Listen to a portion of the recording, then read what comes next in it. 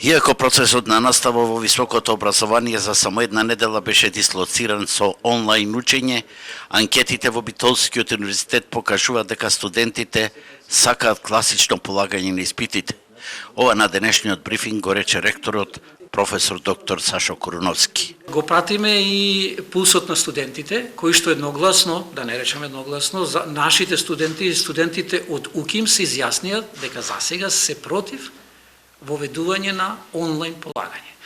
Тоа на некоја од една страна зборува за нивната свесност и совесност дека она што значи онлайн полагање треба да одговара на квалитетот на нивните знаења, инаку би барале некаква си друга опција.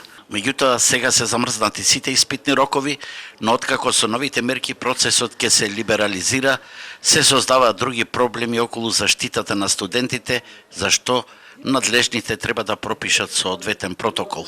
Ако треба да се вратат студентите, голем проблем кај универзитетите и предизвик ќе биде да направиме тука е одговорноста за здрава работна средина.